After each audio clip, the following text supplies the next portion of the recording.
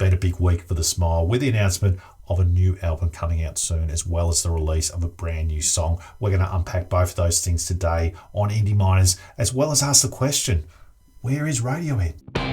Wall of Eyes has been announced as the new album that is about to be released on January 26. From what we know, there is currently 2 songs that have been released, the Wall of Eyes song as well as Bending Hectic. We believe those 2 songs will be on the album. The recording has been at Oxford as well as Abbey Road Studio and involves the London Contemporary Orchestra. So the orchestra has been found in the 2 songs that have been released so far, Bending Hectic as well as Wall of Eyes. Expecting it to be very similar in a lot of ways to their first album, which is similar in a lot of ways to Radiohead itself. I thought that there was a very strong watermark in the very first album with regards to Radiohead, which was pleasing to hear. And let me know in the comments if you sort of feel as if you've got a nuance there. In terms of the song Wall of Eyes, it is what you'd expect. It's probably very similar in a lot of ways to House of Cards, that song of the In Rainbows album. For me, the interesting thing that I think that is a little bit disconcerting was probably the bass at the start of the album. I had a very low-end system to listen to the song to begin with, and it did kind of sound a little bit weird just with regards to the bass noise that were coming through. I'm not sure if that is what other people are hearing. I put it onto my more high-end system and it sounded a lot better. So yeah, let me know in the comments if you think that was right or wrong. But it does rock very similar again to House of Cards, and that's not a bad thing at all.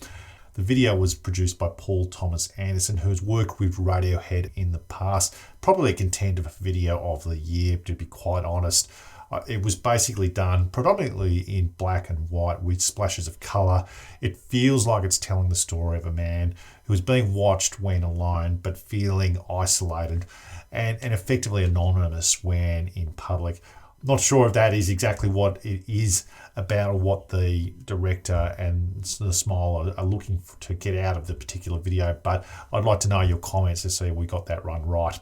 Finally, the future of Radiohead, which in all of this is very intriguing. The Smile, when it first came out, looked as if it was a lockdown project, particularly of Jonny Greenwood as well as Tom York. It doesn't seem to be that way now with the release of the second album, but Phil Selway in the press in the past 12 or so months has come out and said that Radiohead were scheduled to get back together, so to speak, in 2023. From what I can gather, that may not have actually happened. There have been touring responsibilities for the Smile.